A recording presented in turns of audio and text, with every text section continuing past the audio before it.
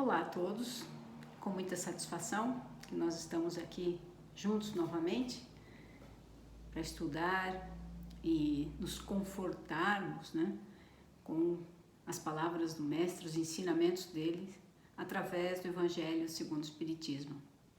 Primeiro eu quero agradecer à equipe do Centro Espírita Deolindo Alves, porque sem o trabalho dessas pessoas nos bastidores não seria possível estarmos aqui. E a vocês que nos prestigiam, assistem, porque afinal de contas somos todos necessitados dessas boas palavras e dos ensinamentos e exemplos que o Mestre nos deixou. E nós estamos aqui então no capítulo 9. Bem-aventurados aqueles que são mansos e pacíficos. Esse capítulo trata de injúrias e violências, a afabilidade e a doçura, a paciência, obediência e resignação e a cólera. Temas profundamente ligados ao nosso cotidiano, à nossa vida atual, aos momentos que temos passado neste planeta de provas e expiações.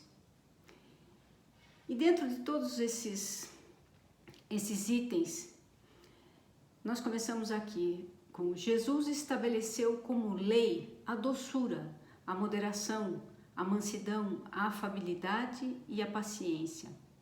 Condena, por conseguinte, a violência, a cólera e até mesmo qualquer expressão descortês para com os nossos semelhantes.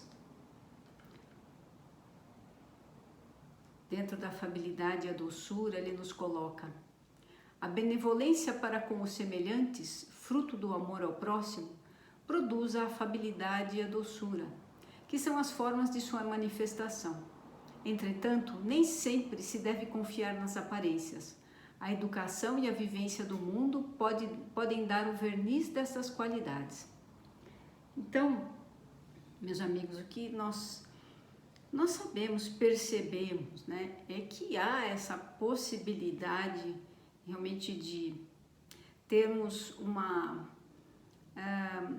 aparência ou atitudes que são meramente comportamentos, muitas vezes por educação, não que eles não sejam necessários, ok? Mas temos que estar cientes e conscientes de que nós temos dentro de nós a intenção, a força daquilo que nós realmente esperamos, queremos ou temos como objetivo quando interagimos com o nosso irmão. Quantos há cuja fingida bondade nada mais é do que uma máscara para o exterior, uma roupagem cuja aparência bem talhada e calculada disfarça as deformidades escondidas. O mundo está repleto de pessoas que têm o sorriso nos lábios e o veneno no coração, que são mansas sob a condição de nada lhes machucar, mas que mordem a menor contrariedade, cuja língua dourada, quando falam face a face, se transformam em dardo envenenado quando estão por trás delas. Então aqui nós temos condições bastante comuns, equívocos e, vamos dizer assim, tropeços que todos nós acabamos por passar por eles, por cometer, no sentido de, muitas vezes, inveteradamente, pelo fato de ter uma necessidade, de um momento fortuito, de agirmos desta forma. Não nos cabe aqui julgar, não nos cabe aqui analisar um ou outro, mas primeiro nos colocar à frente dessas observações, dessas lições, porque enquanto não colocarmos a paz primeiro em nós mesmos, diminuindo essa violência interna, essa violência que já nos acompanha há alguns milhares de anos, que é obviamente a primeira que está dentro de nós, que é uma herança animal, que é uma herança de conjuntura do que nós já tivemos que viver e enfrentar para a sobrevivência. Aí podemos pensar, mas a gente tem ainda a necessidade da sobrevivência. Sim, mas nós evoluímos, nós temos uma nova civilização, nós temos progresso, apesar de algumas atitudes ainda serem, como diziam os nossos colegas, medievais. E não há porquê, em muitas situações da nossa vida, adquirirmos esse comportamento do verniz, da aparência, quando na verdade o nosso objetivo, os nossos pensamentos estão justamente na oposição daquilo que falamos ou que agimos, na suposta caridade que possamos praticar. Nós precisamos ser sinceros conosco, nós precisamos ser fiéis aos nossos princípios a partir do momento que aprendemos, porque do que nos valem as lições? Nós não precisamos passar por todas as dores do mundo para aprender. Nós temos lições à nossa volta o tempo todo. Nós temos equívocos bastante graves de irmãos acontecendo hoje em todo o planeta, no nosso país, ao nosso lado, e que nós não precisamos repeti-los para aprender. Nós podemos observar, entender e o que mais fazer com isso? Nós podemos praticar conosco, como um exercício, um treinamento, seja de que nível for, para dar os passos em direção dessa afabilidade, da doçura e do item muito importante que ele nos traz aqui nesse capítulo, que é a paciência. Todas essas questões, essas qualidades, esses desafios que viram conquistas para nós, como a afabilidade, a doçura, a paciência, o dizer não à cólera, a controlar os nossos impulsos, tudo isso nos leva ao aperfeiçoamento, à paz interior e à felicidade por consequência. E ele nos continua. A essa classe pertence ainda aqueles homens benignos por fora e que, tirando os domésticos, fazem sua família e seus subordinados sofrer com o peso de seu orgulho e de sua tirania, querendo compensar assim o constrangimento a que se submetem fora de casa. Quantos casos não conhecemos nesses formatos? Tiranos, tiranas. Porém, o que nós temos que lembrar sempre é que os nossos atos trazem consequências. Então, para nós, para qualquer irmão que age desta forma, haverão consequências com aqueles que estão à volta, talvez com filhos, com essa energia densa que acabamos por emanar dentro das nossas casas e que elas se espalharão lá fora, na sociedade, no país, no mundo. Apesar de sermos tão pequeninos quando nos comparamos ao universo, nós temos dois fatores. Nós somos eternos e filhos de Deus. Então, toda a nossa ação, ela traz uma consequência, ela traz um fator e é da nossa escolha se é positivo ou negativo para o universo. Porque não é só para nós, ele acaba sendo, todo o nosso ato acaba sendo refletido por todo o universo. Apesar do nosso tamanho tão pequenino, mas lembremos sempre que nós temos a essência divina e isso não é pouco, é uma responsabilidade enorme e ao mesmo tempo uma riqueza, vamos dizer assim, um tesouro imenso que trazemos dentro de nós. E ele também nos fala da paciência. Sede pacientes, a paciência é também caridade e deveis praticar a lei da caridade ensinada pelo Cristo, enviado de Deus. Na verdade, para que nós tenhamos, inclusive, obediência, resignação, que são itens que ele comenta nesse capítulo, nós precisamos, antes de tudo, da paciência. É com ela que nós conseguimos filtrar, conseguimos, vamos dizer, controlar os nossos impulsos, que ainda são grandes, né? Isso fala, a quem vos fala aqui, me dou como exemplo, e é um exercício constante na nossa vida, mas que quando alcançamos algum grau de melhora, é algo muito confortador, e nós aí entendemos e percebemos, e com esse aprendizado e a ação, claro, nós percebemos quão positivo é o resultado. Primeiro para nós mesmos, porque todos esses atos da impaciência ou da cólera, como ele trata aqui também, ele acaba por nos adoecer.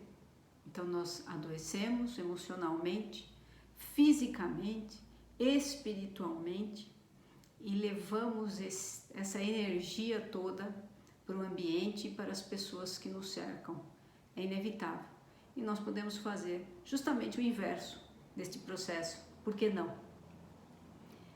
Aqui no Livro dos Espíritos, ele nos trata justamente dessa questão, mas como é que eu faço isso, né? Porque pergunta 121, pergunta 121, por que alguns espíritos seguiram o caminho do bem e os outros do mal? Não tem eles o livre-arbítrio? Deus não criou espíritos maus, criou-os simples e ignorantes, ou melhor, criou-nos simples e ignorantes. Ou seja, com as mesmas aptidões, tanto para o bem quanto para o mal. Os que são maus, os são por vontade própria. Então, leia-se para qualquer coisa. Se eu sou impaciente, é por vontade própria. Ah, mas eu não me controlo. Vamos buscar ajuda. Ajuda, inclusive, médica, psicológica. Não há mal algum nisso, porque estamos em fases, em momentos bastante difíceis da nossa história, bastante complicados em termos de acontecimentos em todo o planeta, e além do mais, numa fase, justamente por isso, né, por estarmos nesta fase de transição para a regeneração. Então as nossas escolhas agora, elas são muito importantes, mesmo que elas sejam pequenas, mesmo que elas nos pareçam ínfimas, mesmo que elas nos pareçam, poxa, mas ninguém vai sequer notar ou achar que vai ser positivo ou não vai fazer diferença. Faz, tem que fazer diferença para cada um de nós, para o nosso íntimo, para o nosso bem-estar, porque o ser só será melhor com o outro quando estiver bem consigo.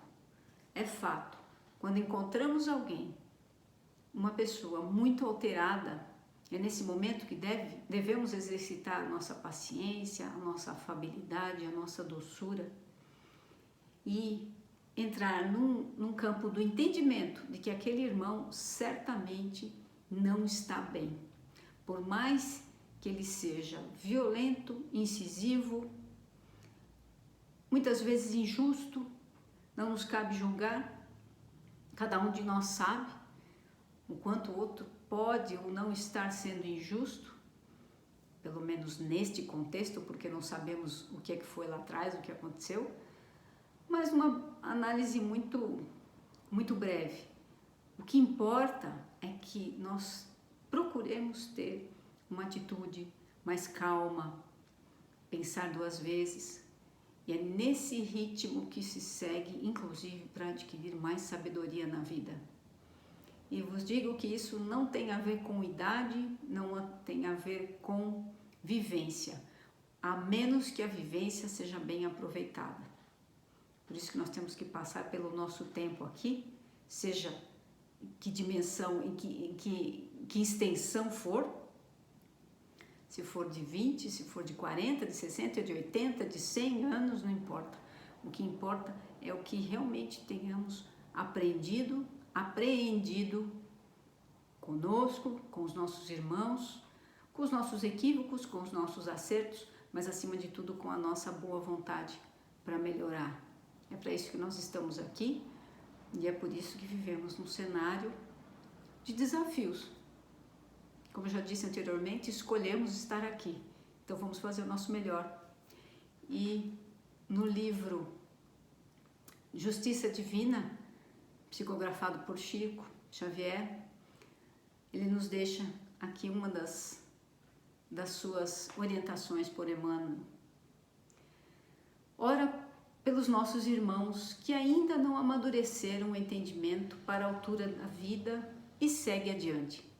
Na escuridão mais espessa, acende a chama da prece e onde todos se sentirem desalentados, fala sem revolta a palavra de esperança que desenregele os corações mumificados no desconsolo.